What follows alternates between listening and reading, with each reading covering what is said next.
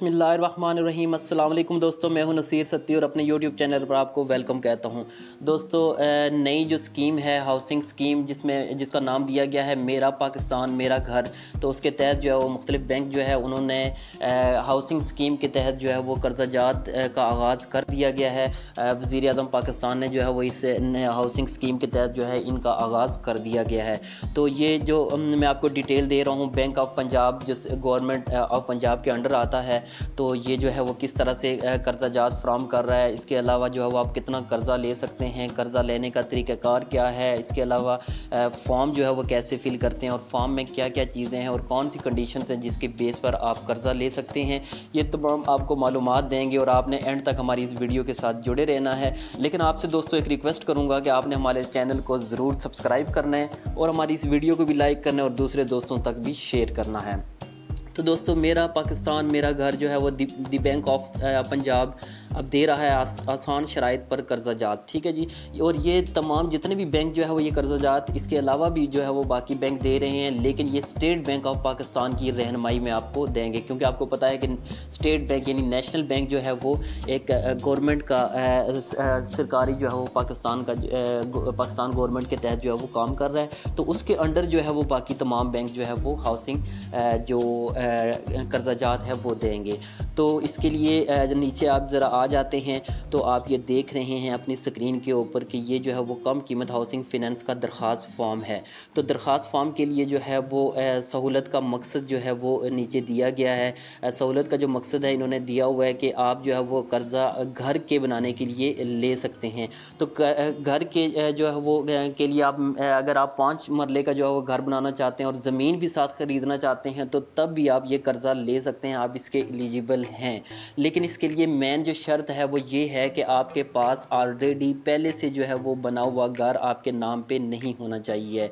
इसका मकसद यही है कि ताकि उन लोगों को बेनिफिट दिया जाए जो वाकई इसके एलिजिबल हैं, यानी उनके पहले से घर मौजूद नहीं है, उनके नाम पर कोई घर नहीं है, तो उनको जो है वो ये जो है वो कर्जाजात दिया जाएगा। तो कर्ज़ा की जो मिनिमम लिमिट रखी गई है वो 35 लाख से आप 60 लाख तक कर्ज़ा ले सकते हैं और ये कर्ज़ा आपने 20 साल की अक़सात पर जो है वो आप वापस कर सकते हैं। तो ये एक बहुत बड़ा पीरियड है। जब आप जो है वो इसको डिवाइड करें 20 साल में, आप जो कर्ज़ा ले रहे हैं, फॉर एग्ज़ाम्पल आप 40 लाख ले रहे हैं कर्ज़ा और आपने 20 साल में वापस करना है, तो वो मंथली इंस्टॉलमेंट वो जो है तकरीबन 6-7 हज़ार रुपया जो है वो बनती है, यानी बहुत ज़्यादा वो मिनिमम इंस्टॉलमेंट की जो है वो रकम बन जाती है। तो ये एक बहुत बड़ा फ़ायदा है, बहुत बड़ा बेनिफिट है उन लोगों के लिए जिनका अपना घर नहीं है और वो ख्वाब रखते हैं अपना घर बनाने का। तो दोस्तों नीचे आप देख रहे हैं इसमें बैंकिंग का जो ताल्लुक़ है वो उससे रिलेटेड दिया गया है कि क्या आप अभी BOP के कस्टमर हैं, यानी कि ये पूछा जा रहा है, वो बैंक पूछता है कि क्या आपका जो है वो अकाउंट अभी बैंक में मौजूद है। इसके अलावा ज़ाती मालूमात जो है वो दी जाती हैं। आप नीचे ये फॉर्म देख रहे हैं जिसमें आपका नाम पूछा गया है, आपकी जो है वो जेंडर पूछी गई है, इसके अलावा आपका शनाख्ती कार्ड जो है वो नंबर क्या है, इसके अलावा आपकी डेट ऑफ बर्थ क्या है, इसके अलावा जो है वो जितनी भी बेसिक इन्फॉर्मेशन होती हैं वो आपसे पूछी जाती हैं कि आप मैरिड हैं, अनमैरिड हैं और आपके वालिद का क्या नाम है। फ़ीमेल्स भी इसमें ले सकती हैं, जब फीमेल्स लेंगी तो अपने हस्बैंड का नाम यहाँ पे मेंशन करेंगी। तो ये तमाम जो है वो आपने जो है वो ये फ़र्स्ट फॉर्म फिल करना है। फ़र्स्ट फॉर्म फिल करने के बाद आप नीचे जब आ जाएंगे, सेकंड फॉर्म जो होगा वो होगा आपकी मुलाजमत की मालूमात, यानी आप जो है वो क्या जॉब करते हैं, ठीक है, किस डिपार्टमेंट में हैं, आपकी क्या जो है वो मंथली पे है, ठीक है, और मंथली पे जो है वो आपकी कितनी है, फिर वो आपका पूरी जो डिपार्टमेंट की इंफॉर्मेशन है वो ली जाती हैं इसके अंदर, ताकि जो है वो ये एस्टिमेट लगाया जा सके कि क्या जो है आप अगर आप कारोबारी हैं या आप जो कहीं एम्प्लॉय हैं, सर्विस कर रहे हैं, गवर्नमेंट एम्प्लॉय हैं, प्राइवेट एम्प्लॉय हैं किसी कंपनी वगैरह में, तो सब इन्फॉर्मेशन ली जाती है। लेकिन यहाँ पे एक अहम पॉइंट आ जाता है कि अगर आप गवर्नमेंट एम्प्लॉय नहीं हैं या आप किसी प्राइवेट भी इदारे में नौकरी नहीं कर रहे, बल्कि आप तो जो है वो जस्ट अपना कोई छोटा मोटा बिज़नेस कर रहे हैं, तो मैं आपको बता रहा हूँ कि अगर आपका अपना छोटा सा बिज़नेस भी है, एक सब्ज़ी वाली दुकान भी है, तो तब भी जो है वो आप ये कर्ज़ा ले सकते हैं। तो टीम जो है वो आएगी और आपका जो कंप्लीट इन्फॉर्मेशन लेगी, और उसको कैसे पता चलेगा कि क्या आप जो है वो एक साथ वापस दे सकते हैं तो नहीं। दोस्तों ये भी मैं आपके साथ एक इंटरेस्टिंग इन्फॉर्मेशन जो आपको किसी वीडियो में नहीं मिलेगी वो मैं आपके साथ शेयर करता चलूँ कि जो टीम है वो आएगी, वो आपका जो है वो चेक करेगी। अब एक जो सब्ज़ी वाला है उसका कैसे पता चलेगा कि उसकी जो है वो कितनी इनकम है, तो उसका तरीक़ाकार उन्होंने ये रखा है कि वो आपके जो रेंट पे आपने अगर घर रखा हुआ है तो उसका आप क्या किराया अदा कर रहे हैं उसकी इन्फॉर्मेशन लेंगे। इसके अलावा आप बिल मंथली क्या पे कर रहे हैं, बिजली का, गैस का। इसके अलावा आपका जो मोबाइल नंबर है जो आपके CNIC पे चल रहा है उसके ऊपर आप कितने खर्चात कर रहे हैं, तो उससे जो है वो एक आइडिया लगाए कि इस बंदे की इतनी इन्फॉर्मेशन है, यानी 20,000 इसकी जो है वो इनकम है हर महीने की। तो उससे जो है वो आपके एक इनकम का सोर्स जो है वो पता लगाया जाएगा और उसके तहत आपको कर्जा दिया जाएगा। तो ये जो है वो मुलाजमत की इन्फॉर्मेशन से रिलेटेड फॉर्म है दोस्तों।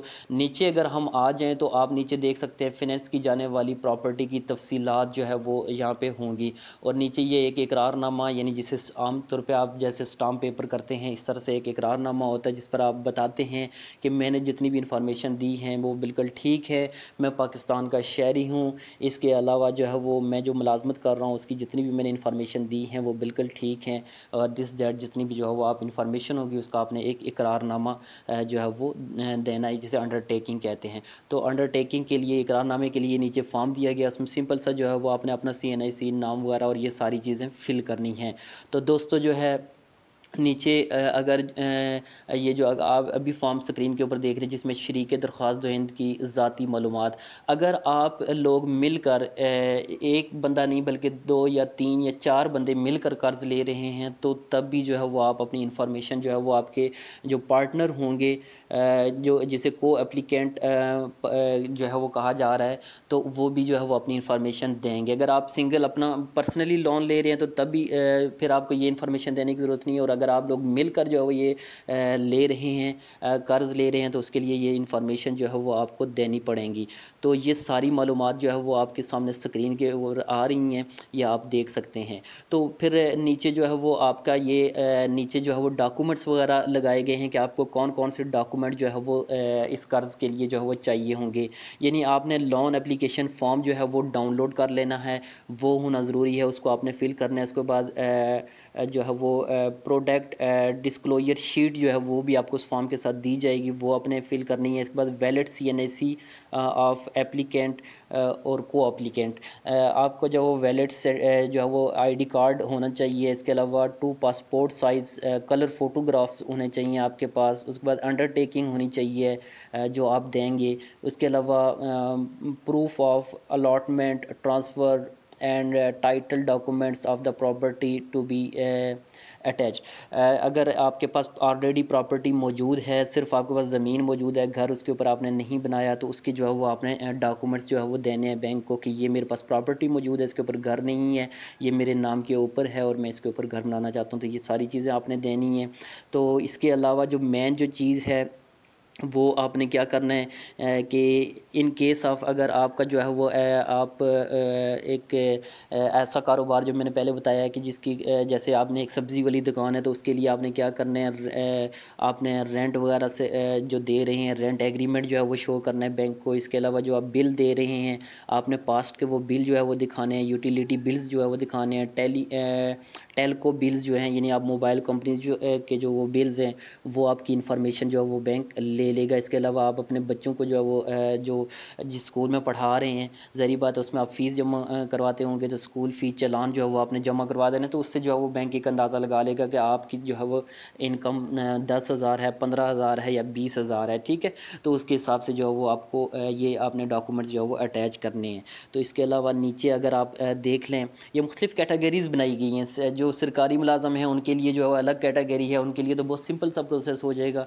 उन्होंने तो सिर्फ जो है वो क्या करनी है कि अपनी सैलरी स्लिप्स देनी है जिसके ऊपर उनका जो है वो कंप्लीट जो है वो प्रोसेस हो जाएगा। इसके अलावा जो प्राइवेट कंपनीज़ में काम कर रहे हैं उन्होंने अपनी सैलरी स्लिप देनी है और अपनी इन्फॉर्मेशन देनी है। इसके अलावा जो प्राइवेट लोग हैं जो छोटा मोटा बिज़नेस कर रहे हैं उन्होंने ये जो मैंने आपको मेंशन कर दिए डॉक्यूमेंट्स ये जमा करवाने हैं। दोस्तों उम्मीद करता हूँ कि आपको ये तमाम इन्फॉर्मेशन बहुत ही अच्छी लगी होंगी और आपको सब पता चल गया होगा कि कैसा क्या तरीक़ाकार है इसका और किस तरह से जो है वो आपने कर्ज़ लेना है और इसका कंप्लीट इन्फॉर्मेशन मैंने आपको दी है। दोस्तों एंड पे आपको दोबारा यही रिक्वेस्ट करूँगा कि आपको किसी किस्म की जो है वो आपको अगर मालूमात मज़ीद चाहिए हो तो आप हमें कमेंट बॉक्स में बता सकते हैं। आपको हमारी वीडियो कैसी लगी है वो भी आप हमें कमेंट्स करके ज़रूर बताइएगा। और आपसे एंड पे रिक्वेस्ट करता हूँ कि हमारे चैनल को ज़रूर सब्सक्राइब कीजिएगा ताकि हम आपके लिए इस तरह की वीडियोज़ लेकर आते रहें। तो इसके साथ ही अपने होस्ट नसीर सत्ती को इजाज़त दीजिए। अल्लाह हाफिज़।